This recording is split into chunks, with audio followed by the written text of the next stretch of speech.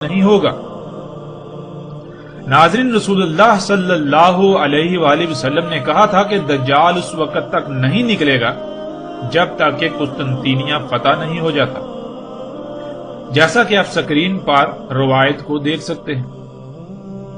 رسول اللہ صلی اللہ علیہ وآلہ وسلم نے کہا نہیں نکلے گا دجال یہاں تک کہ فتح ہو جائے قسطنطینیہ۔ ناظرین، اس روایت کے علاوہ بھی کئی کتب روایات جنہیں کتب احادیث کہا جاتا ہے، ان میں ایسی روایات موجود ہیں جن میں رسول اللہ صلی اللہ علیہ وآلہ وسلم کے یہی الفاظ موجود ہیں۔ پھر اس کے علاوہ بھی رسول اللہ صلی اللہ علیہ وآلہ وسلم نے کہا تھا کہ تم ہند پر چڑھائی کرو گے، اسے فتح کرو گے، اور ہند اس وقت تک تمہارے قبضے میں رہے گا جب تک کہ دجال نہیں نکل آتا، یعنی جب دجال نکل آئے گا تو اس کے بعد ہند تمہارے قبضے سے نکل جائے گا۔ جیسے ہی ہم آگے بڑھیں گے تو اس روایت پر باقاعدہ تفصیل سے بات ہوگی۔ ناظرین، ہم ان دونوں موضوعات پر بات کریں گے تاکہ حق مزید کھل کر واضح ہو جائے۔ اب سوالات یہ پیدا ہوتے ہیں کہ قسطنطینیہ کیا ہے، اور کیا قسطنطینیہ فتح ہو چکا یا پھر قسطنطینیہ نے فتح ہونا ہے؟ اگر تو قسطنطینیہ فتح ہو چکا تو پھر بلا شک و شبہ دجال کا خروج ممکن ہو چکا، اور اگر قسطنطینیہ فتح نہیں ہوا تو پھر دجال کے خروج کا تو سوال ہی پیدا نہیں ہوتا۔ پھر ناظرین، ہند کیا ہے؟ کیا ہند موجودہ بھارت یعنی انڈیا کو کہتے ہیں؟ کیا غزوہ ہند ہو چکا یا پھر مستقبل میں ہونا ہے؟ اگر غزوہ ہند ہو چکا تو کیا ہند فتح کے بعد قبضے میں رہا اور کب تک رہا؟ اور پھر کیا ہند قبضے سے نکل چکا؟ ان تمام سوالات سمیت باقی جتنے بھی ان موضوعات سے متعلق سوالات ہیں، ان سب کے جوابات ہم تفصیل کے ساتھ جانیں گے۔ ان تمام سوالات کے جوابات جاننے کے لیے پہلے ہم بات کرتے ہیں ہند کے موضوع پر۔ غزوہ ہند کے متعلق جو روایات ملتی ہیں، ان تمام روایات کو سامنے رکھتے ہوئے ان کی روشنی میں ہم اس موضوع پر تفصیل سے بات کرتے ہیں۔ سکرین پر اس وقت آپ روایت دیکھ رہے ہیں۔ ابو ہریرہ رضی اللہ تعالیٰ عنہ نے کہا کہ کہا رسول اللہ صلی اللہ علیہ وآلہ وسلم نے، اور یاد کیا ہند کو، پس کہا تمہاری فوج ہند پر چڑھائی کرے گی، اللہ ان پر کھول دے گا، یعنی ہند فتح ہو جائے گا، حتیٰ کہ وہ فوج آئے گی ان کے یعنی ہند کے بادشاہوں کے ساتھ زنجیروں میں جکڑے ہوئے لائے گی، اللہ ان کے ذنوب غفر کر دے گا، پس وہاں سے نکلنے کے وقت وہاں سے نکلیں گے تو شام میں ابن مریم کو پائیں گے۔ کہا ابو ہریرہ رضی اللہ تعالیٰ عنہ نے، اگر میں نے اس غزوہ کو پا لیا تو میں اپنا سب کچھ بیچ دوں گا اور اس غزوہ میں شامل ہو جاؤں گا۔ پس جب اللہ نے ہم پر کھول دیا یعنی ہمیں فتح دے دی اور میں واپس پلٹا تو پس میں آزاد ابو ہریرہ ہوں گا، آگے بڑھوں گا شام، پس پاؤں گا شام میں عیسیٰ ابن مریم علیہ السلام کو، پس مجھے حرص ہے کہ انہیں خبر دوں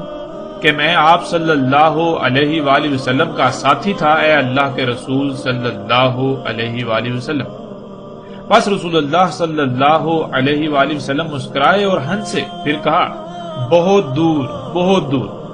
یعنی اے ابو ہریرہ آپ اس غزوے کو ہی نہیں پا سکیں گے، اور عیسیٰ ابن مریم علیہ السلام سے ملاقات تو بہت دور کی بات ہے۔ ناظرین، اس سے پہلے کہ ہم روایت پر بات کریں، ایک بات کا جان لینا بہت ضروری ہے، جو ایک ایسا جھوٹ ہے جو نہ صرف اس موضوع سے تعلق رکھتا ہے بلکہ وہ اتنا عام کیا گیا کہ اس جھوٹ نے اس موضوع کی ساری حقیقت کو چھپا کر رکھ دیا۔ وہ لفظ ہے غزوہ، جس کے معنی یہ بیان کیے جاتے ہیں کہ غزوہ اس جنگ کو کہتے ہیں جس میں رسول اللہ صلی اللہ علیہ وآلہ وسلم نے بذات خود بنفس نفیس شرکت کی ہو، یا پھر جس کی کمانڈ خود رسول اللہ صلی اللہ علیہ وآلہ وسلم نے کی ہو۔ لیکن حقیقت یہ ہے کہ یہ ایک ایسا بہت بڑا جھوٹ ہے جس کا حقیقت کے ساتھ دور دور تک کوئی تعلق نہیں، اس کا حقیقت کے ساتھ رائی برابر بھی تعلق نہیں۔ ناظرین، عربی کا لفظ غزوہ مجموعی طور پر 3 الفاظ کا مجموعہ ہے جنہیں آپ سکرین پر دیکھ سکتے ہیں۔ ان میں پہلا لفظ ہے غزا، دوسرا لفظ ہے زو، اور تیسرا لفظ جو کہ ایک حرف پر مشتمل ہے جو کہ ساکت تے ہے۔ غزا کے معنی ہے آغاز کرنا، پہل کرنا، شروع یا ابتدا کرنا، اور زو کے معنی چڑھنا، چڑھائی کرنا وغیرہ،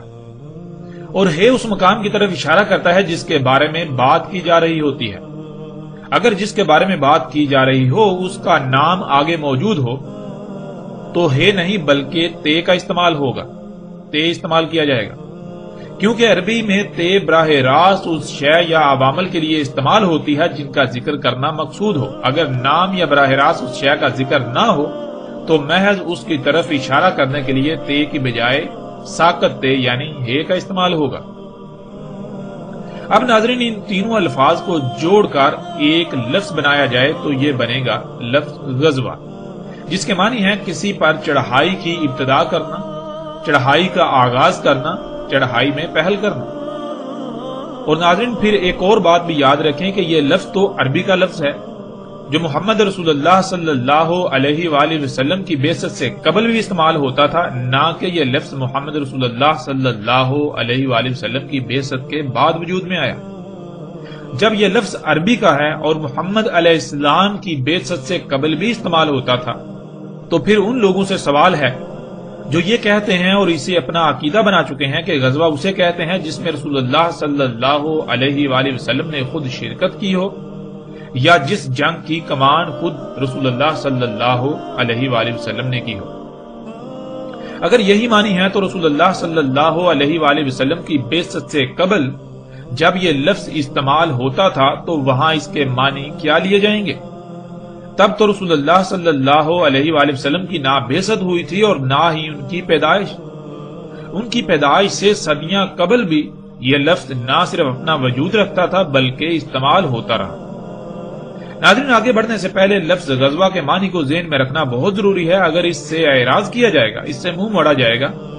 تو آپ حق کو سمجھنے کے بجائے الٹا اپنے پہلے سے اخذ کیے ہوئے نظریات سے باہر نہیں نکل سکیں گے اور حق کی پہچان بالکل ناممکن ہو جائے گی۔ اب آتے ہیں اس روایت کی طرف۔ ناظرین اس روایت کی بنیاد پر آج آپ کو یہ بات اکثر سننے کو ملے گی جو کہ آج ایک عقیدے و نظریے کی حیثیت اختیار کر چکی ہے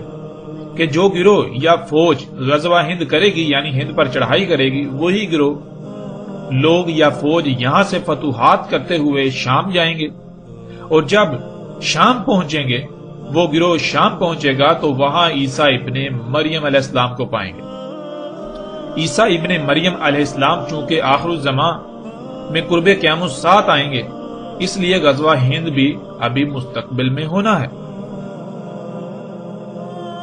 ناظرین یہ ایک بہت ہی خطرناک عقیدہ ہے جس کی نہ تو کوئی بنیاد ہے اور نہ ہی اس میں ایک رائے برابر بھی حقیقت ہے۔ اس کے باوجود غزوہ ہند کے نام پر آج تک نہ صرف دھوکہ دیا جاتا رہا بلکہ آج بھی دھوکہ دیا جا رہا ہے۔ بلا شک و شبہ اس روایت میں ایسا تاثر ملتا ہے کہ جو لوگ غزوہ ہند کریں گے وہی شام میں عیسیٰ ابن مریم علیہ السلام کو پائیں گے، یعنی یہ ایک ہی گروہ ہے، لیکن حقیقت کیا ہے؟ جیسے ہی ہم آگے بڑھیں گے تو حقیقت کھل کر سامنے آ جائے گی۔ وہ ایک نہیں بلکہ الگ الگ دو گروہ ہیں۔ اب ناظرین سب سے پہلی بات یہ ہے کہ غزوہ ہند کرنے والے کون ہوں گے؟ کیا کوئی تنظیم ہوگی، کوئی جماعت یا گروہ ہوگا؟ کچھ لوگوں کا غزوہ ہند کے نام پر گروہ وغیرہ ہوگا یا پھر کوئی فوج ہوگی؟ تو اس سوال کا جواب صراحت کے ساتھ اسی روایت میں موجود ہے کہ وہ ایک جیش ہوگی، جیسا کہ سکرین پر آپ ان الفاظ کو دیکھ سکتے ہیں۔ اور جیش عربی میں کہتے ہیں ریاستی فوج کو، یعنی ریاست کی فوج کو۔ مثلا جیسے ریاست پاکستان کی فوج، ریاست سعودی عرب کی فوج، ریاست ایران کی فوج، یا دنیا میں جتنے بھی ممالک یعنی ریاستوں کی افواج ہیں۔ ریاستی فوج کو عربی میں جیش کہتے ہیں۔ روایت میں رسول اللہ صلی اللہ علیہ وآلہ وسلم کے الفاظ صراحت کے ساتھ موجود ہیں کہ غزوہ ہند کرنے والے لوگ ریاست کی فوج ہوگی، ریاستی فوج۔ ناظرین اس حقیقت سے ان تمام لوگوں کی حقیقت آشکار ہو جاتی ہے جو کسی بھی ریاست کی فوج نہیں بلکہ مختلف گروہ، تنظیمیں یا جماعتیں وغیرہ ہیں، کہ اگر وہ غزوہ ہند کو اپنی طرف منسوب کرتے ہیں یا وہ غزوہ ہند کے نام پر لوگوں کو اپنی طرف مائل کر رہے ہیں تو وہ نہ صرف اپنے دعوے، اپنی بات میں اعلیٰ درجے کے جھوٹے ہیں بلکہ وہ غزوہ ہند کے نام پر اپنے ذاتی مفاد یا عزائم کی تکمیل کے لیے معصوم ذہنوں سے کھلواڑ کرتے ہیں اور کر رہے ہیں۔ اور ان معصوم ذہنوں کو اپنے باطل عزائم کے لیے گمراہ کرتے ہوئے استعمال کرتے ہیں۔ اب ناظرین سوال یہ پیدا ہوتا ہے کہ وہ کس ریاست کی فوج ہوگی؟ آج یہ بات آپ کو کثرت کے ساتھ سننے کو ملے گی کہ غزوہ ہند ریاست پاکستان کی فوج لڑے گی۔ تو ناظرین اس میں کتنی حقیقت ہے، اسے بھی ہم محمد رسول اللہ صلی اللہ علیہ وآلہ وسلم کے اپنے ہی الفاظ سے جان لیتے ہیں کہ محمد علیہ السلام نے کس ریاست کی فوج کا ذکر کیا تھا۔ اس وقت سکرین پر آپ کو روایت نظر آ رہی ہے۔ رسول اللہ صلی اللہ علیہ وآلہ وسلم نے کہا بیت المقدس میں بادشاہ ہوگا، بھیجے گا ایک فوج ہند کی طرف، پس وہ اسے فتح کر لیں گے، پس روندیں گے ہند کی زمین کو اور پائیں گے اس کے خزانے، پس وہ بادشاہ ان خزانوں کو بیت المقدس کی زیبائش پر استعمال کرے گا، اور اس فوج کے آگے ہوں گے ہند کے بادشاہ بیڑیوں میں جکڑے ہوئے، اور وہ فتح کر لیں گے جو درمیان ہے مشرق و مغرب کے، اور رہیں گے ہند میں دجال کے خروج تک۔ یعنی ہند کو فتح کرنے کے بعد دجال کے خروج تک ہند ان کے قبضے میں رہے گا، لیکن جب دجال نکل آئے گا تب ہند ان کے قبضے سے نکل جائے گا۔ ناظرین اس روایت میں رسول اللہ صلی اللہ علیہ وآلہ وسلم نے اس سوال کا جواب بھی بہت ہی صراحت کے ساتھ دے دیا، جس کا انکار دنیا کی کوئی طاقت نہیں کر سکتی۔ رسول اللہ صلی اللہ علیہ وآلہ وسلم نے کہا کہ بیت المقدس میں بادشاہ ہوگا جو ہند کی طرف فوج بھیجے گا ہند پر چڑھائی کے لیے، اور بیت المقدس شام میں واقع ہے۔ ناظرین شام میں کوئی بادشاہ ہوگا جو ہند کی طرف یعنی ہند پر چڑھائی کے لیے فوج بھیجے گا۔ اس سے کئی باتیں کھل کر سامنے آ جاتی ہیں۔ ان میں ایک یہ کہ ناظرین اگر ریاست پاکستان کی فوج غزوہ ہند کرے گی تو کیا پاکستان شام میں واقع ہے؟ کیا بیت المقدس شام کی بجائے پاکستان میں ہے؟ پھر کیا پاکستان میں بادشاہت قائم ہے؟ کیونکہ جس ریاست کی فوج نے غزوہ ہند کرنا تھا اس ریاست کے بارے میں تو روایت میں صراحت کے ساتھ رسول اللہ صلی اللہ علیہ وآلہ وسلم کے الفاظ موجود ہیں کہ اس ریاست میں بادشاہت قائم ہوگی۔ اور پھر ایسا نہیں کہ رسول اللہ صلی اللہ علیہ وآلہ وسلم کسی ایک خاص گروہ کو مخاطب کر کے بات کر رہے ہیں، بلکہ وہ اپنے اصحاب کے سامنے اپنی امت کو مخاطب کرتے ہوئے بات کر رہے ہیں کہ امت مسلمہ کی ریاست اس وقت بادشاہت میں بدل چکی ہوگی،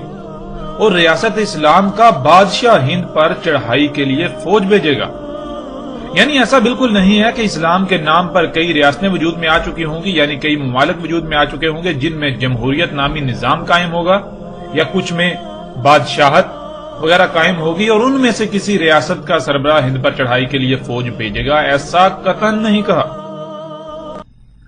بلکہ رسول اللہ صلی اللہ علیہ وآلہ وسلم نے اپنے امتیوں کے سامنے پوری امت کو مخاطب کرتے ہوئے کہا تھا کہ بیت المقدس میں بادشاہ ہوگا، یعنی تمہاری ریاست جو اس وقت نبوی ہے، ایک وقت آئے گا جب یہ نبوی طرز کی بجائے بادشاہت میں بدل جائے گی، اور اس وقت اس کا دارالخلافہ شام ہوگا، اور بیت المقدس شام میں ریاست اسلامیہ کا بادشاہ فوج کو ہند پر چڑھائی کے لیے بھیجے گا۔ ناظرین اب حقیقت آپ کے سامنے ہے۔ پھر یہاں ایک اور سوال ان لوگوں سے بھی ہے جو یہ عقیدہ و نظریہ رکھتے ہیں کہ ہند کو فتح کرنے والا گروہ فتوحات کرتے ہوئے شام پہنچے گا تو وہاں عیسیٰ ابن مریم علیہ السلام کو پائے گا۔ اگر ایسا ہے تو پھر وہ گروہ شام کو کس سے فتح کرے گا؟ کیا اسی بادشاہ سے؟ روایت میں تو صراحت کے ساتھ یہ مذکور ہے، رسول اللہ صلی اللہ علیہ وآلہ وسلم کے یہ الفاظ موجود ہیں کہ شام سے فوج آئے گی ہند پر چڑھائی کرنے کے لیے،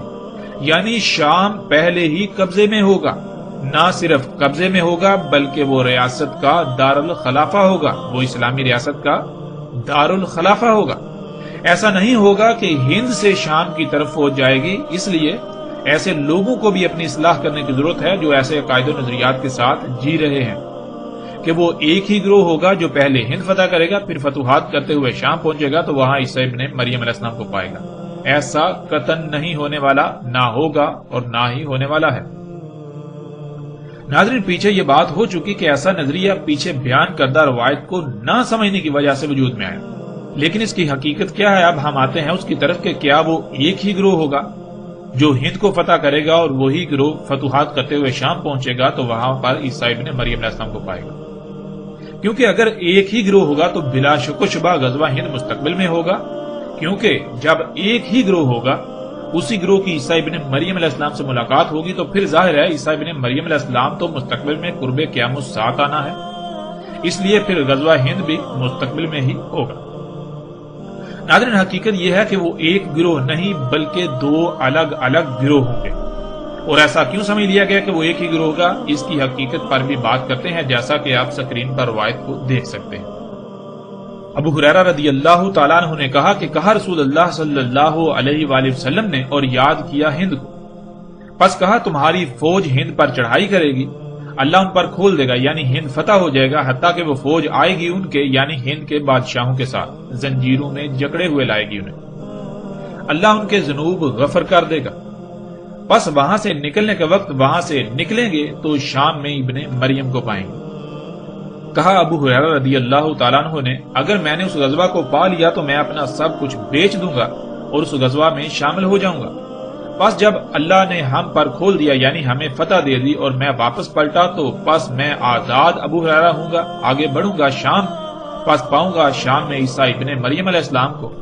پس مجھے حس ہے کہ انہیں خبر دوں کہ میں آپ صلی اللہ علیہ وآلہ وسلم کا ساتھی تھا، اے اللہ کے رسول صلی اللہ علیہ وآلہ وسلم، یعنی اے عیسیٰ ابن مریم علیہ السلام۔ پس رسول اللہ صلی اللہ علیہ وآلہ وسلم مسکرائے اور ہنسے، پھر کہا بہت دور بہت دور، یعنی اے ابو ہریرہ آپ اس غزوے کو نہیں پا سکیں گے اور عیسیٰ ابن مریم علیہ السلام سے ملاقات تو بہت دور کی بات ہے۔ ناظرین، اب اس روایت سے بظاہر ایسا لگتا ہے کہ وہ ایک ہی گروہ ہوگا، اسی وجہ سے ابو ہریرہ رضی اللہ تعالیٰ عنہ بھی اس غلط فہمی کا شکار ہو گئے تھے۔ اسی غلط فہمی کا شکار ہوتے ہوئے انہوں نے بھی یہی سمجھا کہ وہ ایک ہی گروہ ہوگا جو ہند پر چڑھائی کرے گا اور وہی گروہ شام میں عیسیٰ ابن مریم کو پائے گا۔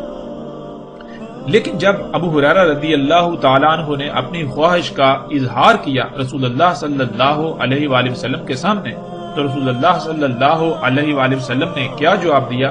اس سے حقیقت بالکل کھل کر واضح ہو جاتی ہے۔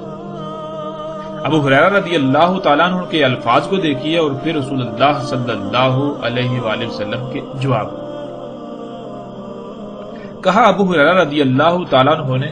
اگر میں نے اس غزوہ کو پا لیا تو میں اپنا سب کچھ بیچ دوں گا اور اس غزوہ میں شامل ہو جاؤں گا،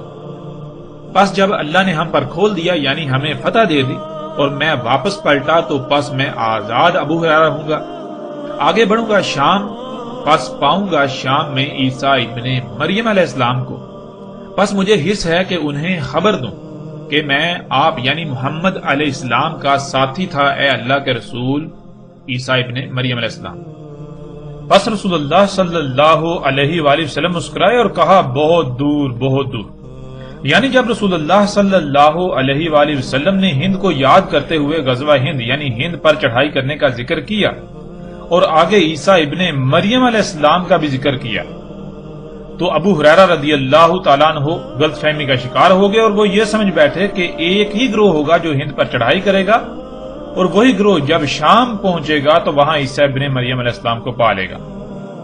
اور پھر جب ابو ہریرہ رضی اللہ تعالی عنہ نے رسول اللہ صلی اللہ علیہ وآلہ وسلم کے سامنے اپنی اس خواہش کا اظہار کیا کہ ان کی خواہش ہے کہ وہ اس غزوہ کو پا لیں، اس میں اگر وہ بچ جائیں زندہ بچ جائیں اور پھر جب شام پہنچے تو وہاں وہ عیسیٰ علیہ السلام سے ملاقات کریں، ان کو پا لیں، تو رسول اللہ صلی اللہ علیہ وآلہ وسلم کو اس بات کا علم ہو گیا، یہ علم ہو گیا کہ ابو ہریرہ رضی اللہ تعالی عنہ غلط فہمی کا شکار ہو گئے ہیں اور وہ یہ سمجھ رہے ہیں کہ وہ ایک ہی گروہ ہوگا۔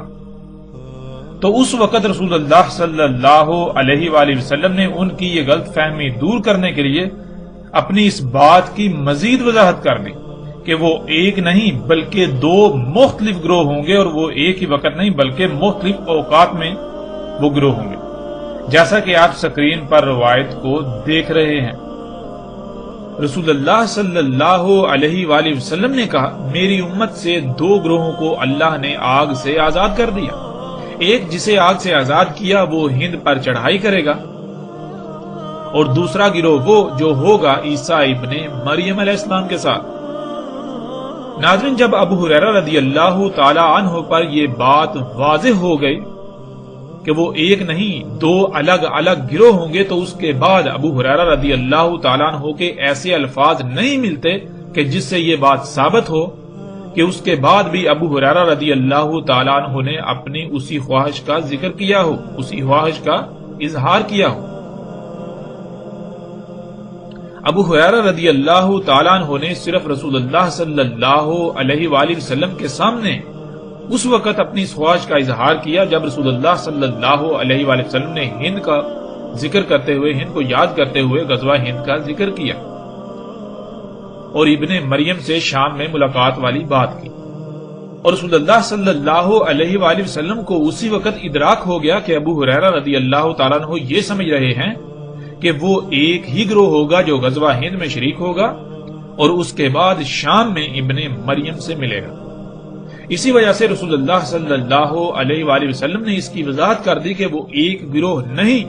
بلکہ وہ دو الگ الگ گروہ ہوں گے، جیسا کہ پیچھے بیان کردہ روایت میں آپ دیکھ چکے ہیں۔ اور اس کے بعد ابو ہریرہ رضی اللہ تعالیٰ عنہ کے جو بھی الفاظ ملتے ہیں ان میں یہی ملتا ہے کہ ابو ہریرہ رضی اللہ تعالیٰ عنہ نے اس کے بعد کبھی بھی ابن مریم علیہ السلام سے ملاقات کی خواہش کا اظہار نہیں کیا، بلکہ وہ صرف غزوہ ہند میں شمولیت کی خواہش کا شدت سے اظہار کیا کرتے تھے، جس سے یہ بھی ثابت ہو جاتا ہے کہ ابو ہریرہ رضی اللہ تعالیٰ عنہ کو یقین تھا اور علم تھا کہ غزوہ ہند اتنا قریب ہے کہ ہو سکتا ہے وہ اتنی زندگی پا لیں کہ اس میں شریک ہو سکیں۔ اور جب غور کریں تو یہ بات ثابت بھی ہو جاتی ہے کہ ابو ہریرہ رضی اللہ تعالیٰ عنہ اپنی خواہش کا جو اظہار کرتے تھے وہ حقیقت میں اسی لیے کرتے تھے کہ غزوہ ہند بہت قریب تھا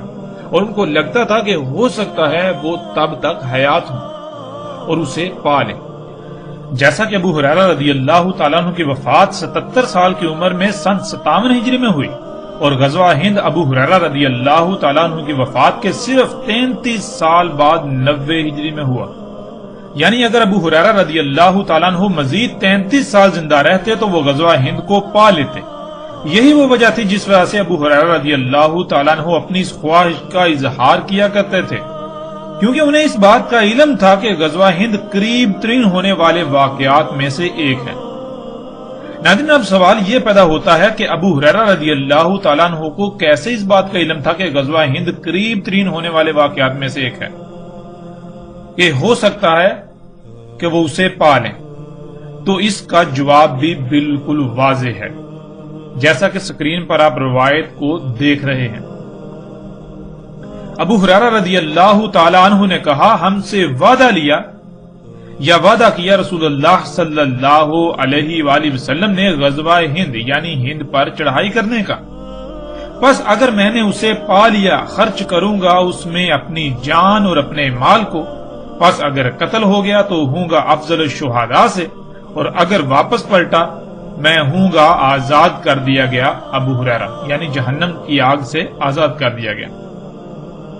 ناظرین، اس روایت میں بالکل صراحت کے ساتھ واضح ہے کہ ابو ہریرہ رضی اللہ تعالیٰ عنہ یہ کہہ رہے ہیں کہ رسول اللہ صلی اللہ علیہ وآلہ وسلم نے ان سے ہند پر چڑھائی کرنے کا وعدہ لیا۔ مطلب یہ کہ رسول اللہ صلی اللہ علیہ وآلہ وسلم اپنے اصحاب کو یہ بتا رہے ہیں کہ ہند پر چڑھائی تمہاری زندگیوں میں ہی ہوگی، تو اس وقت تک تم میں سے جو زندہ رہے تو وہ وعدہ کرے کہ ہند پر چڑھائی کرنے والوں میں شامل ہوگا، شمولیت اختیار کرے گا۔ پھر کئی روایات ایسی ہیں جن میں رسول اللہ صلی اللہ علیہ وآلہ وسلم کے واضح ترین الفاظ موجود ہیں کہ رسول اللہ صلی اللہ علیہ وآلہ وسلم نے کہا تھا کہ آج جو آنکھ کھلی ہے وہ 100 سال تک بند ہو جائے گی۔ یعنی بہت سی روایات میں یہ بات صراحت کے ساتھ ملتی ہے کہ رسول اللہ صلی اللہ علیہ وآلہ وسلم نے کہا تھا کہ میرے اصحاب 100 سال تک زندہ رہیں گے، 100 سال بعد میرے اصحاب میں سے کوئی زندہ نہیں رہے گا،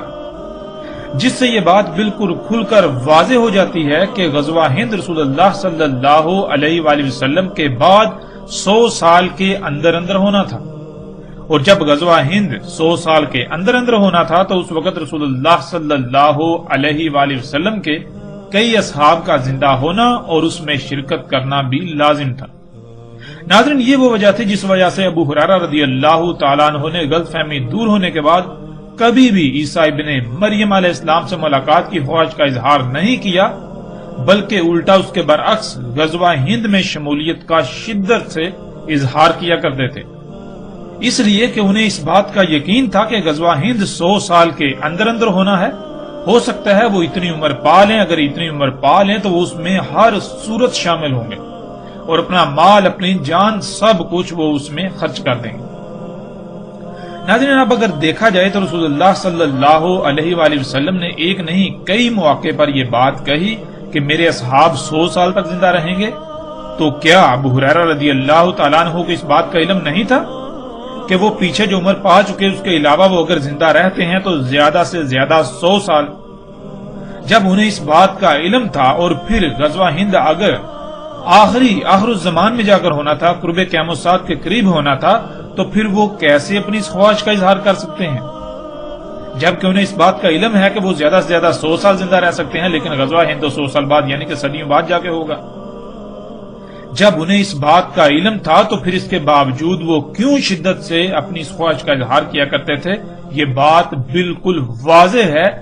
اس لیے کہ انہیں اس بات کا علم تھا کہ غزوہ ہند 100 سال کے اندر اندر ہونا ہے، نہ کہ اس کے بعد۔ اور رسول اللہ صلی اللہ علیہ وآلہ وسلم کی وفات کے بعد جب کبھی بھی ابو ہریرہ رضی اللہ تعالیٰ عنہ نے اپنی اس خواہش کا اظہار کیا تو اس میں کبھی بھی عیسیٰ ابن مریم علیہ السلام سے ملاقات کی خواہش کا اظہار نہیں کیا، بلکہ انہوں نے صرف اور صرف غزوہ ہند میں